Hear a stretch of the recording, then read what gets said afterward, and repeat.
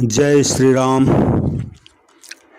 सभी सच्चे संतों की वाणी के प्रेमियों का मेरे संतवाणी कल्याण चैनल में हार्दिक स्वागत है।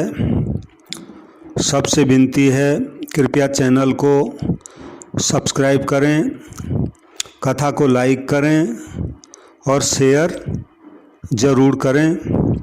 पुनः संत कल्याण वाणी का छठा भाग मैं आपके सामने लेकर आ रहा हूँ। पूज्य सेठ जी के बारे में मैं ये कहना चाहूँगा। पूज्य सेठ जी गीता प्रेस के संस्थापक थे। वो तत्वज्ञ थे, जीवन मुक्त थे, शास्त्रज्ञ थे और भगवान के प्रेमी थे। ऐसे महापुरुषों के वचन आज के ज़माने में सुनने में मिल जाए तो अपना ऊंचा भाग समझना चाहिए। तो कल्याण लेख के अंतर्गत ही सेठ जी की वाणी है।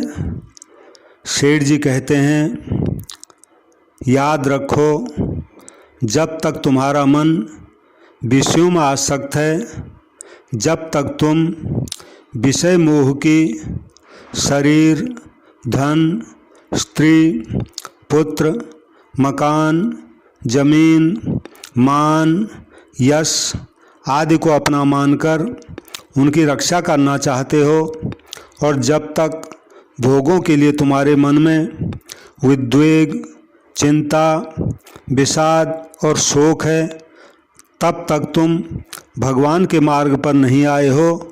ये इसकी पहचान है। जय श्री राम।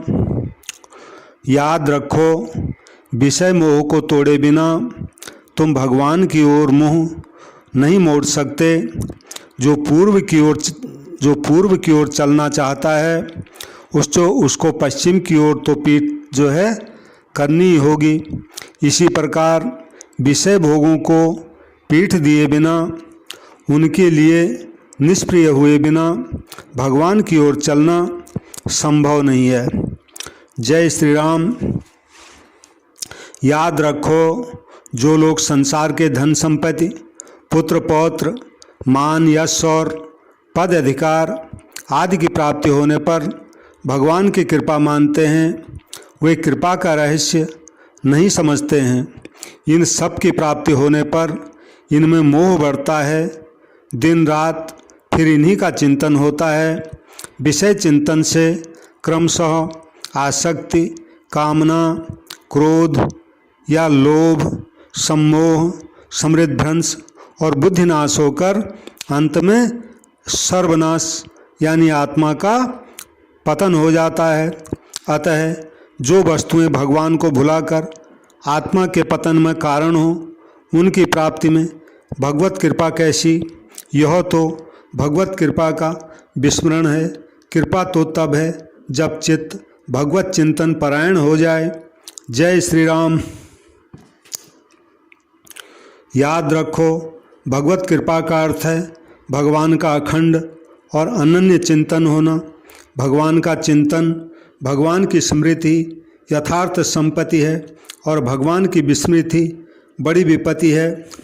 शास्त्रों में आया है, विपदो नैव विपदः, संपदो नैव संपदः, विपदः विस्मरणं विष्णु, संपन्नारायणो स्मृति। मतलब ये हुआ, सांसारिक धन, जन, मान, यश के नाश रूप विपत्ति नहीं है और इनकी प्राप्ति रूप संपत्ति नहीं है। तो क्या है? बोले भगवान विष्णु का विस्मरण ही यानी भूल जाना ही विपत्ति है और भगवान विष्णु नारायण का स्मरण ही संपत्ति है।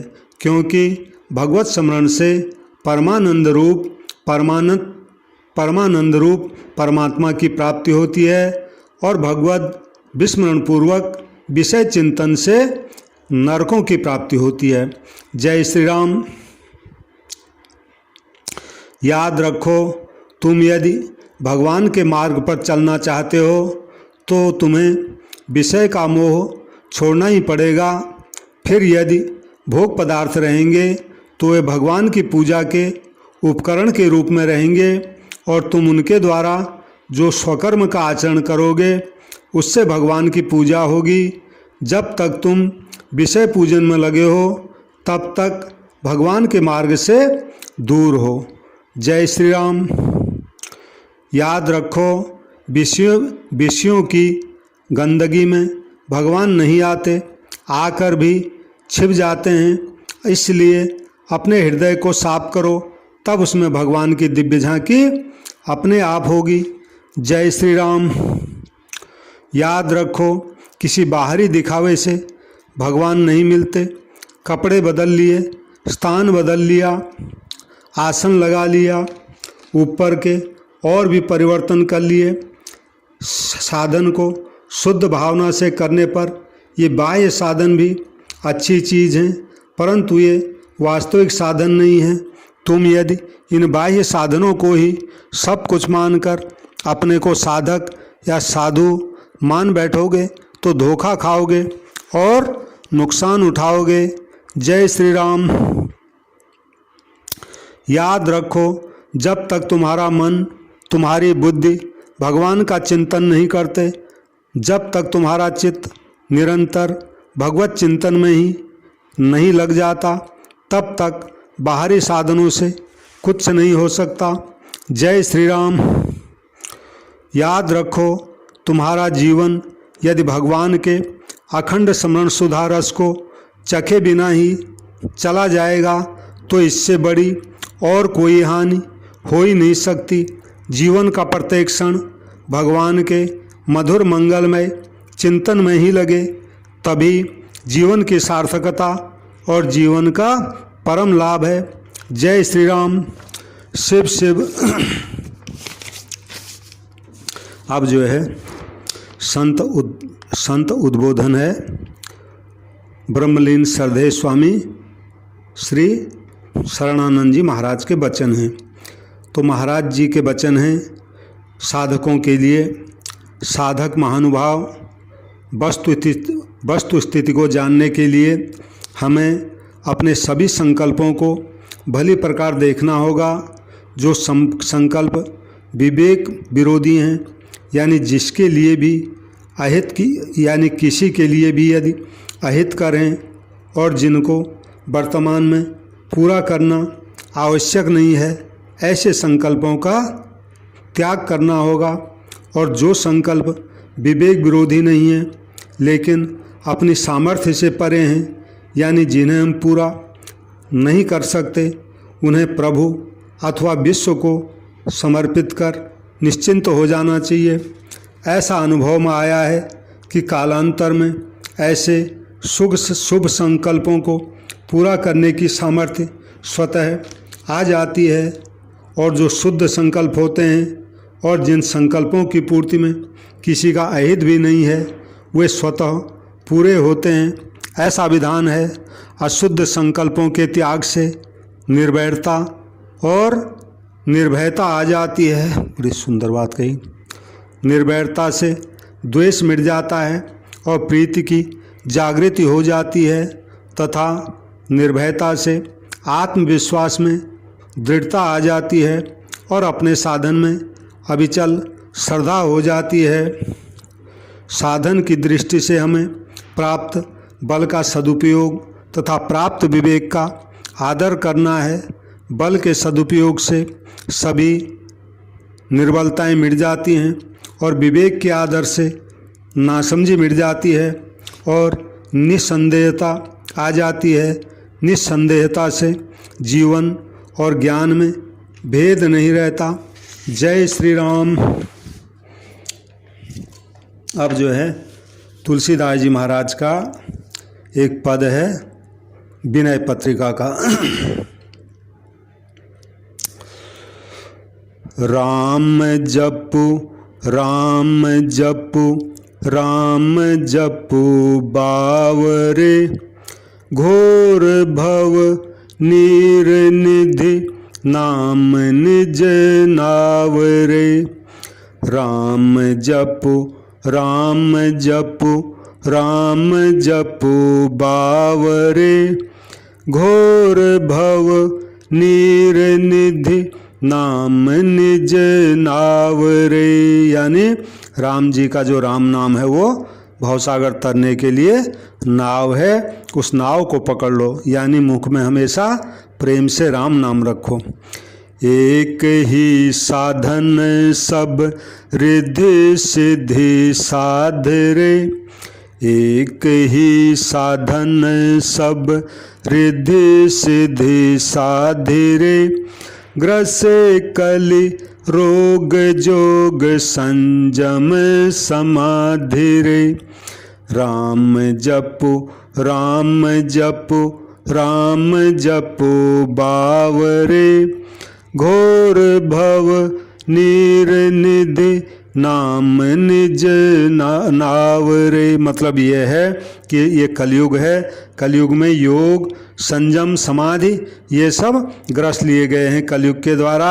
बस एक ही साधन है सिद्धि के लिए, पर राम नाम पकड़ लो, इस राम नाम से सब कुछ हो जाएगा। मतलब भलो जो है पोच जो है दाहिनो जो बाम रे, राम नाम ही सो अंत सब ही को काम रे, भलो जो है पोच जो है दाहिनो जो बाम रे, राम नाम ही सो अंत सब ही को काम रे, राम जपो राम जपो राम जपो बावरे, घोर भव नीर निधि नाम निज नावरे। मतलब ये हुआ, चाहे तुम पापी हो अच्छे हो दाहिने बाएं किसी तरह का हो, भैया राम नाम पकड़ लो, ये सब का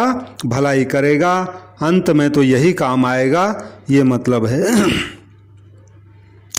जग नभ बाटिका रही है फली फूली रे, धुआं कैसे घोर हर देख तू न भूली रे, जब नभ बाटिका रही है फली फूली रे, धुआं कैसे धौर हर देख तू न भूली रे, राम जपो राम जपो राम जपो बावरे, घोर भव नीर निधि नाम निज नावरे। मतलब ये है, इस संसार को देखने की अपनी दृष्टि बदल दो।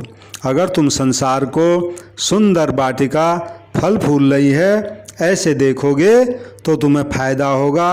अगर तुम इसको दूसरे तरीके से खराब तरीके से देखोगे तो उसमें तुम भूल जाओगे और भगवान का नाम भी भूल जाओगे, तो नुकसान होगा। ये मतलब है, यानी राम नाम जपो और संसार को भगवान की लीला समझो, यानी भगवान सब रूप में लीला कर रहे हैं, ये फायदे की चीज़ है। राम नाम छाण जो भरोसो करे और रे, राम नाम छाण जो भरोसो करे और रे, तुलसी परोसो त्यागी मांगे कूर कौर रे, राम नाम छाण जो भरोसो करे और रे, तुलसी परोसो त्यागी मांगे कूर कौर रे, राम जपो राम जपो राम जपो बावरे, घोर भव नीर निधि नाम निज नावरे, घोर भव नीर निधि नाम निज नावरे। मतलब ये हुआ कि इस भगवान के राम नाम को छोड़कर इस कलयुग में दो दूसरे चीज़ का भरोसा करता है कल्याण के लिए, वो तो ऐसा मूर्ख है। परोसा हुआ सुंदर थाली को छोड़ करके, परोसी हुई सुंदर भोजन की थाली को छोड़कर मानो भीख मांगने के लिए, टुकड़े टुकड़े भीख मांगने के लिए दर दर भटक रहा है, ये मतलब हुआ। यानी कलयुग में राम नाम सबके लिए छूट है, कभी भी लो, कहीं भी लो, कैसे भी लो, कोई नियम कानून है ही नहीं और सब छूट है। श्री रामचरित में भी आया है, कलयुग केवल नाम आधारा, सुमिर सुमिर भव उतर ही पारा। यानी कलयुग में केवल भगवान के नाम का ही आधार है, पर राम नाम को सुमिरो और भवसागर पार जाओ, ये मतलब है। जय श्री राम। सबसे पुनः विनती है, जो भी इस कथा को सुन रहे हैं, कथा को शेयर करें, कथा को लाइक करें और मेरे चैनल को सब्सक्राइब करें। जय श्री राम, जय श्री राम, जय श्री राम।